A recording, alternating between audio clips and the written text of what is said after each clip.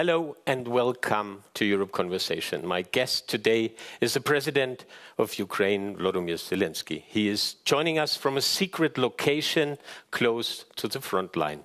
And that makes already the point. We are discussing this important topic of EU enlargement with a country during an ongoing war.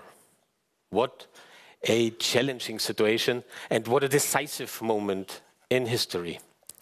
So, Mr. President, thanks again for joining us. And let's start with a more strategic question. Is joining the European Union the strongest security guarantee for you? Thank you for the question. Undoubtedly, that is a very important security guarantee for Ukraine. But first, as for security guarantees, I would like to say that the most important thing is the Ukrainian values. Ukraine has chosen to be the EU member through the similar feeling of life, freedom, democracy, humanity, respect to the human rights, just respect to a human, to his or her choice. And that is why we are fighting today for all of that, for our land, for our homes, for the rights and the freedoms of our state. I am now at Pokrovsk direction, and I've come here to support our warriors, our soldiers. Of course, there are some of the issues I need to solve, but the most important thing is the moral support of our warriors at the hottest direction of the combats of the front line today. And believe me, they are at war, not only for the sake of their own families, not only for their own homes, undoubtedly it is important, but for the Ukrainian future, the future of Ukraine in the European Union. So you mentioned it, the war seems to be intensifying. Russia fired in October more missiles at your country than ever before. Do you think that the EU is doing enough to end this war? Russia has intensified only because they don't succeed on the land, in the front line. That is why Putin doesn't have anything to sell to his own society. There is no success, and obviously it is very hard for him. He is spending and wasting lots of people. More than 300,000 of Russians were either wounded or they perished. 360,000 of Russians during these 10 months of this year. This is a huge number. So he started the energy terror. He hits against our energy sector. That is why there are so many missiles. This is the only thing he likes to achieve, chaos, so that people wouldn't have power during the winter without the water supply. This is how he sees his success. But he will not succeed in that as well. We will recover and we will protect ourselves. And undoubtedly, without the help of the leaders of the European Union, it will be very difficult. It would be incredibly difficult, because the systems of air defense, which we are given, and I would like to express my gratitude to Germany. Recently, they gave us 2 Patriot systems, and we are developing them, so they will be working. It's not enough, of course, but still, the whole Europe is helping us, as well as in the gas import, in the equipment delivery, to recover power and electricity supply. All of that is so important, especially during the war. But if we speak whether the EU does enough to force Putin to stop, I think that today, still, we need the US and Europe today. And then we'll have the chance to stop Putin. And what would you say? Can this war be won militarily? Or, you mentioned the US already, will in the end require a negotiated settlement like as President Trump says it? Well, the choice of the military way is the choice of Russia only. It started their aggression with that, and without any diplomatic issues. They started it with the military way, and undoubtedly they would like to have the military victory. It will never take place. If Ukraine is standing, if Europe is pressing, does not put up with that, that is very important to solve the issues on the support of Ukraine, that is both funding of our internal production and manufacturing and air defense, what I mentioned before, support Ukraine in all of the spheres. And the United States of America need to be be open to the opportunities of long-distance weapons, long-range weapons. That is very important, even as a deterring factor. We need to have it, to use it. We need the support of the US. We need the support of President Trump about that. And it will be a decisive pressure against Russia. Then sanctions, which are so important. And here I'd like to express my gratitude to Europe, the European Union, for the 19th sanctions package. And Europe as well, because they are not postponing that. They are constantly forcing Russia to decrease their economy, which then it has to spend onto this war. That is important as well. And the latest sanctions of President Trump and the United States of America were really important against the oil companies of Russia. We cannot stop on that. We need secondary sanctions. We need following stronger gas sanctions, and also against nuclear generation of Russian Federation. All of those steps are really comprehensible, but against their military-industrial complex, so that they wouldn't construct and create so many missiles which Russia is using against Ukraine. All of those things are the tools of pressure. And this is the right thing to do if the aggressor is inadequate and doesn't want to stop. These are the tools, the things which would force and push Russia to the negotiations process, to diplomacy. And undoubtedly, in this diplomacy, we'll need both America and Europe. Let's stay one moment longer with the President of the United States. Has Donald Trump given you any indication that he supports Ukraine joining the European Union? Donald Trump is supporting Ukraine as the future EU member. We have discussed that with him. He is supporting that, and he understands that this is the choice of the Ukrainian people, and Ukraine is the part of Europe. Geographically, geopolitically, and historically. We were talking about the blockage of some of the points by the Hungarian leader, and I asked President Trump if he supports me in that, to help us. So he told me that he will do everything possible, whatever he can. So the Commission's new enlargement report we are discussing today here delivers a lot of positive content concerning Ukraine.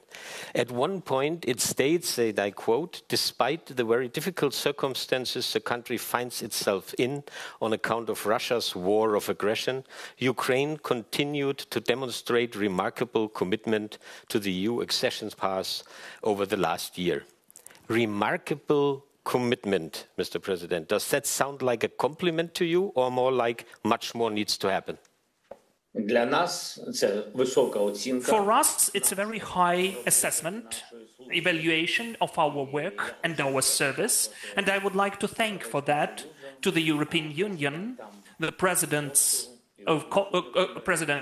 Kostu and Ursula von der Leyen, and all of the leaders who are taking part in this process. And also the technical team, that is how we sometimes say, but the technical team are the huge number of people who are helping Ukraine that much. So for us, it is very important. For us, Ukraine is fighting for its independence, and our future is in the EU, which is the part of our independence, the part of independence from the vector and factor of Russia. And for us, it is an important factor that we are highly assessed in this during this year. It is not that easy for us during the war to conduct these or those legislative amendments, obviously because of different reasons. I don't want to complain. We are a very strong country opposing Russia and their wish to destroy us. That is why I am sure that we will introduce all of the legislative amendments and other necessary steps. We have faced the task, the assignment, to implement all of that, to prepare all of the clusters till the end of the current year. We will be ready, or at least we will try to do our best, whatever we can, to achieve that. And about that, in my opinion, we have the united country, united population, society, the power, authorities, and that's an important factor. I wouldn't like this process to be too long, too lengthy. I mean, the processes which do not depend on us. Those are clusters opening. Why? Well, because the EU factor, the fact that Ukraine is fighting for itself in Europe is very important for the morale, for the moral support, both of our people and all of our military. That is very important, that this is the bilateral movement. And we would really like that to be well assessed by all of the possible institutions and all of the leaders who are sometimes in doubts. So for us, the quicker Ukraine is able to open the clusters and to have the fully fledged negotiations platforms, the better it is for us. It will be a supporting factor for Ukraine. So as you know, and in the last weeks it was always reported, here in Brussels there are some concerns about judicial independence in Ukraine, especially after the creation of two independent anti-corruption bodies.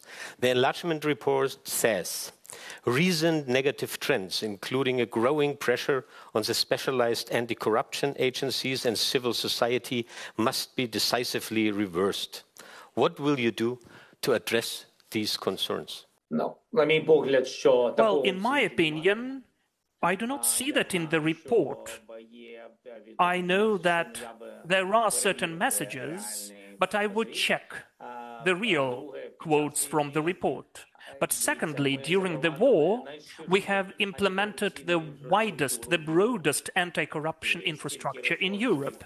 And I don't know about any country who has that many anti-corruption authorities. Maybe it can be in other countries, but we are doing everything possible. There is a plan, and it's not the plan which we are inventing. This is the plan which we create in the dialogue with the European Union to start the negotiations platform, to open the clusters. Ukraine has to stick to the very specific list of laws and reforms. And that is why, during the war, we need to be more specific in our steps. We are focused on that in a sufficient way. There is a request from Ukraine. Our legislation should coincide or be approximate to the European one. There are certain laws and reforms, and we are implementing them. An interesting idea discussed here in Brussels, as you know, allow new members in earlier, but without full membership rights at first. Would you be willing to speed up a session, to give up a veto at the beginning? No, how can I understand that? It seems to me it's very important that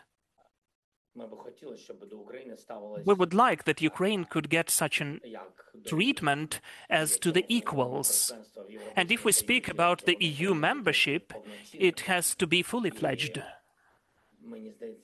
It seems to me that that is very important when we have at the same table equal countries in spite of their size of the territory or the population. It's important that they share similar values.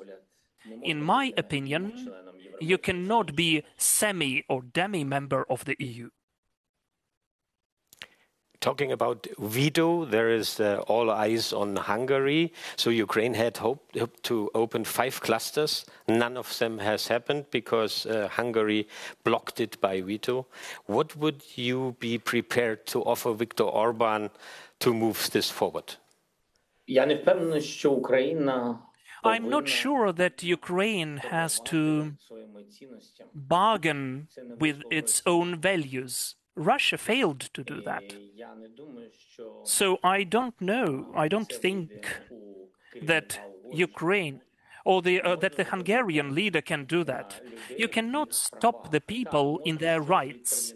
Well, yes, you can postpone something, but it will not be for the use of both our countries. When I'm speaking about our countries, about Ukraine and Hungary, I'm totally sure that Hungarians are very friendly people. They are supporting Ukrainians, as well as the Ukrainians are respecting any nation of Europe. This is the equality, this is the respect and the values of our relations. That is very important for the future. We don't have the right as the leaders to think about ourselves and about our elections, because this is just 1 minute in the history of our nations. That's just nothing in comparison with what can be destroyed relations between the people. This is the most important, not to lose this good neighborhood. That's what's important. I don't think that I have to offer something to Viktor Orban. I think that Viktor Orban has to offer something for Ukraine, which is protecting the whole Europe from Russia. And even now, during this war, we did not get any support from him, support of our vision of life. We wouldn't like still that Viktor would support Russia, because blocking of Ukraine in the EU is the very specific support by Viktor of Putin, and that is definitely not that good. In my opinion, that is my subjective opinion. There is a totally personal impression from my side. Sometimes it looks a bit personal between you and Viktor Orban. Are you ready to repair this relationship, or are you simply hoping for a government change in Budapest next year? First of all, I don't think that anyone has the right to influence the choice of the Hungarian people and the elections in Hungary, in Budapest. That is their personal right. This war, the war for the freedom of the country, which is 40 times smaller than the aggressor is, this war will not forget anyone and anything. There will be peace, peaceful times, and we would need to look straight forward into the eyes of each other. We need to have the opportunity to respect each other, and that's it. It's nothing about being personal. It's not about personalities. We are at war for our survival, for our lives. And we would really like the Prime Minister of Hungary to support us, at least not block us. If we do everything, if there are the rules and we comply with them, whatever is needed to open the clusters, we would like us to be respected. And it's not only the respect to us, but the respect of the Hungarian leader to the rules and regulations of the European Union, as Hungary is the member of the EU. Those are the rules. So you need to do lots of important things, and then the cluster after cluster is opened. That is the way. So let's end with a, let's say, more personal approach, and let us look forward. Where will Ukraine and the EU be in 2030? Or, as I said, in a bit more personal view, will you be the president who brought Ukraine into the EU? First and foremost, I would like to believe that Ukraine will be in the EU before that. You open again the timeline. What is your wish, if it's earlier than 2030? I would like that to take place in the fair way, when Ukraine is standing for itself and when the war is over. I think it would be just and fair, because as I already mentioned, we are at war for this kind of future, for our Ukraine and for the future of Ukraine in Europe. Undoubtedly, I would like to be